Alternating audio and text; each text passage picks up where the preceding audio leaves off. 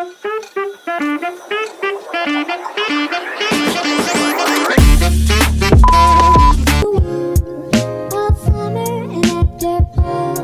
Everyone, আসসালামু আলাইকুম। Welcome to a new blog, মাছ কাটার ব্লগ। তোমরা লাস্ট ব্লগে দেখলা যে আমরা কতগুলা মাছ কিনছি, আর বড় বড় মাছ কিনছি। এখন এই মাছগুলা কিভাবে যে কাটবো আল্লাহ জানে। চলো দেখাই তোমাদেরকে যে মানে আমাদের সাথে সাথে তোমরাও এক্সপিরিয়েন্স করো যে কিভাবে কাটি।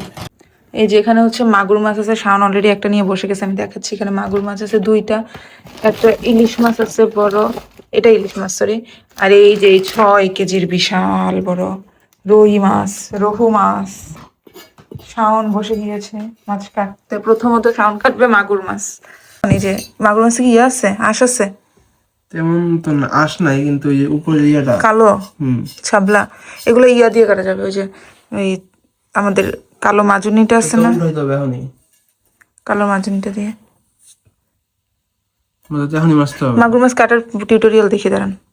কি গান দিছে রে ভাই, গান দিছে।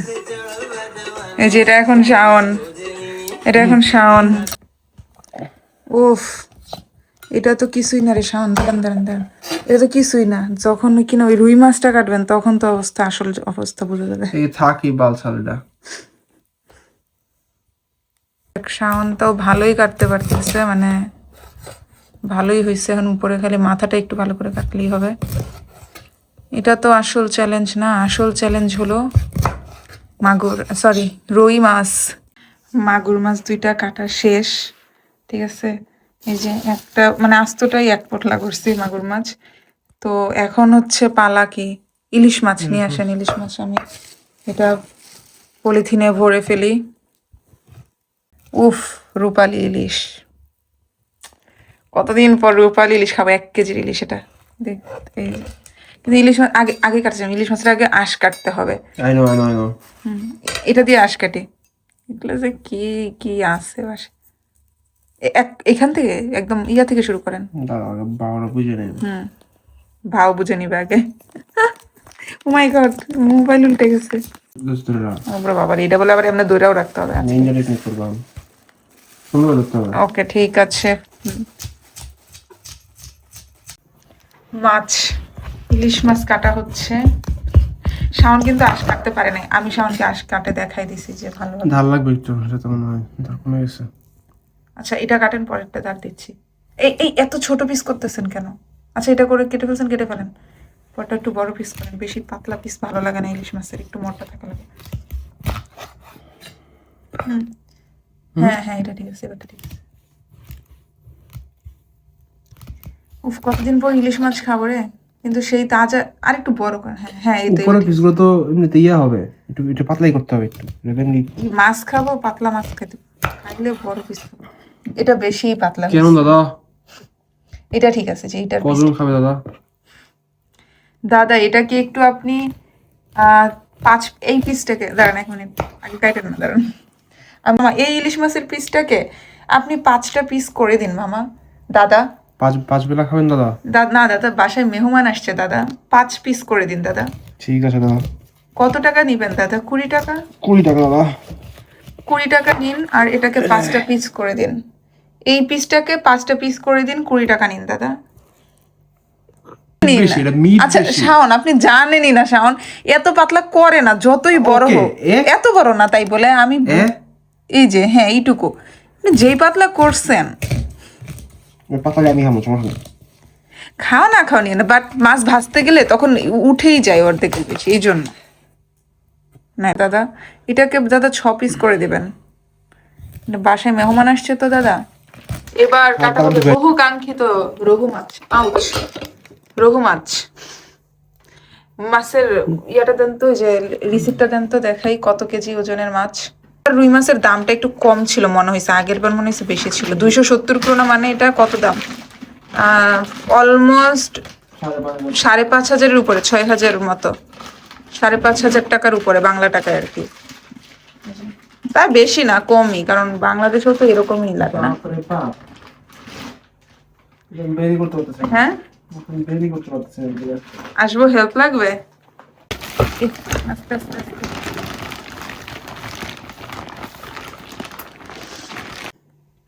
চোর পালালে বুদ্ধি পারে কথাই আছে না, কিন্তু এটা এত বড়টা আর কেচি দিয়ে কাটা যাবে না, কিন্তু এতক্ষণ ওই সবগুলা কেচি দিয়ে কাটা যাইতো আজাইরা।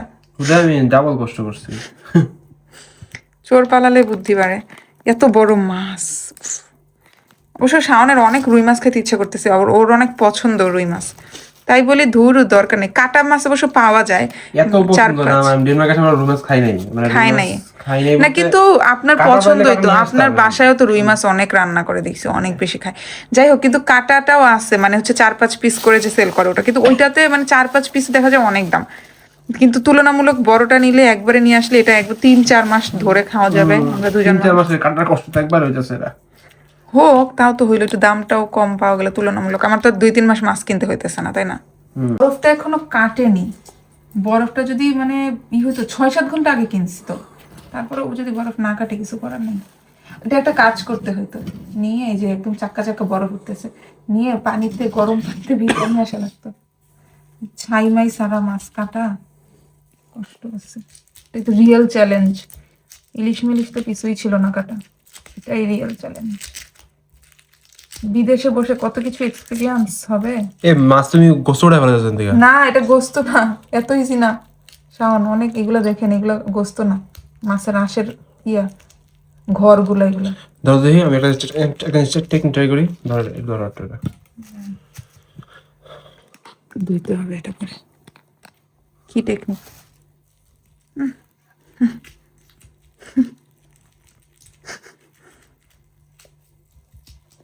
এভাবে তো সারা রাত লাগবে। এই তোমরা যারা আমার ভিডিওটা দেখতেছো তারা কোনো টেকনিক থাকলে বললো তো, তাহলে আজ থেকে 5-6 মাস পরে আবার যখন কিনবো তখন ওই টেকনিক ইউজ করবো।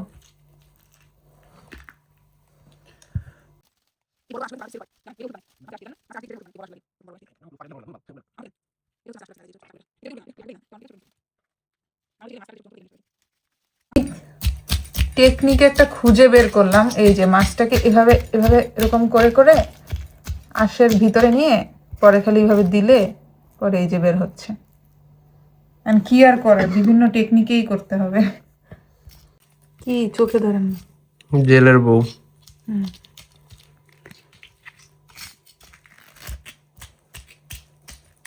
পুরা মাছটা কাটা শেষ করে তারপরে আমার হচ্ছে এখন বুদ্ধি খুলছে, মানে তোমার বুদ্ধি না খুলছে আমার? বলতে শাওনের ইয়াতে একটা মানে এখন বের করছে যে কিভাবে আঁশটা ইজিলি কাটা যায়। এই যে এইটা দিয়ে এরকম এগুলো তো বড় বড় আঁশ, একটা একটা আঁশ, এই যে এইভাবে দিলেই উঠে যাচ্ছে, এই যে উঠে যাচ্ছে, এবং তারপরে আর কোনো আঁশ নাইও, এই যে ইজিলি, মানে পুরো এই পাশ পুরাটা কাটার পরে দেখি, এই যে এই পাশ পুরাটা কষ্ট মষ্ট কোথায় মোতায় কাটার পরে গিয়ে বুদ্ধি পাইতেছে মাথার মধ্যে। এই যে এরপরে খালি অল্প একটু ওইটা দিয়ে এরকম উল্টা পাশে দিলেই, স্ক্র্যাচ দিলেই হচ্ছে। তোমাদেরকে বুদ্ধি শিখাই দিই, দেখো আমি মাছের এই যে এত শক্ত পার্ট কিভাবে কাটলাম, একদম একটুখানি চামড়া সহই কেটে ফেলবা, কারণ এখন কি করার, হাত এইখানে এইভাবে করে কাটতে কাটতে হাত কাটে যাইতে পারে। সো কি করতে হবে, এই যে এটা ধরতেও পারতেছি না ঠিকঠাক, ওয়েট, আও ভয় লাগে, একদম একটু চামড়া সহই, মানে মাংস সহই কেটে ফেলতে হবে হালকা। অনেক কষ্ট হয়েছে, কিন্তু আমরা এই যে এগুলো মানে একদম একটুখানি মাংস সহ মানে বের করে ফেলছি, না হলে এত শক্ত জিনিস এগুলো কিভাবে কাটবো। তবে খারাপ হয় নাই, মানে আমরা বেশ ভালোই করছি, তাই না? সারফেসটাও পিছলা হয়ে গেছে। হ্যাঁ, হবে না কেন, এত বড় একটা জিনিস কতক্ষণ ধরে এখানে কাটতেছি, কতবার যে বটি বলতেছি, ছুরি ধারাইলাম।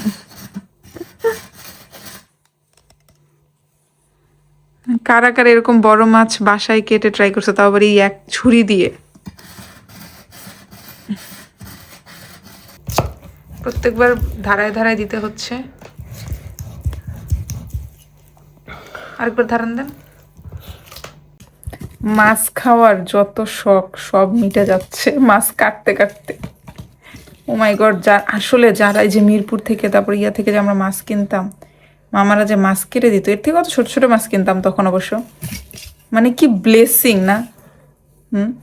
50 টাকা দিয়ে 100 টাকা দিয়ে হইলেও যদি এই মাছটা কাটে দেয়, মানে এর থেকে বড় ব্লেসিং আসলে আর কিছু নেই। এখানে আসলে কোথাও মাছ কাটে কিনা আমার জানা নেই, আমার জানতে হবে, মনে হয় না কোথাও কাটে। অবশেষে ক্র্যাক করতে পারছি যেটা আসলে কিভাবে কাটলে হচ্ছিল। প্রথমে এই যে এই ছুরিটা দিয়ে, যেটা দিয়ে এখন কাটতেছে, এটা দিয়ে কেটে পরে এই যে এই ছুরিটা দিয়ে একটুখানি এরকম দিলেই, মানে করাতের মতো আর কি এটা কাজ করতেছে, একটুখানি দিলেই পরে ইজিলি কেটে যাচ্ছে। আস্তে আস্তে আস্তে সাবধানে, এত এক্সাইটেড হয়ে না।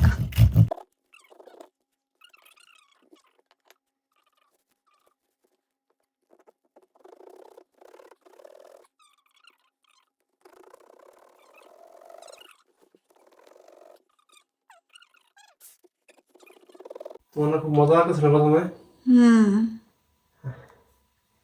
এটা আমি আগে আন্দাজ করতে পারছিলাম যে this is not gonna be easy.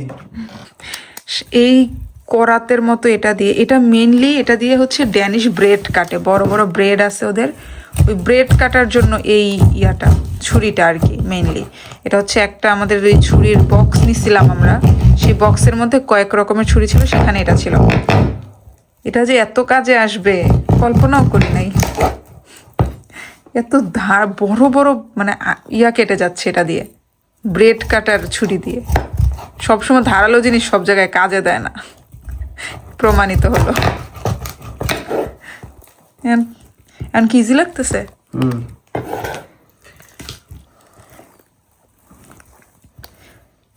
মানে ওই একটা পার্ট নিয়ে অনেক কুস্তি করছে, পরের গুলা মানে ইজিলি কেটে ফেলছে জাস্ট এটা দিয়ে।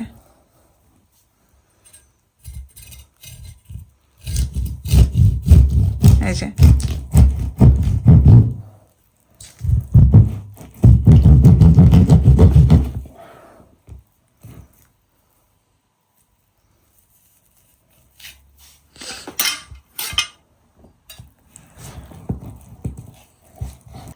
অবশেষে মাছ টাছ একদম পোটলা করা শেষ। আর এই কয়টা আমি এখন ভাজি করব।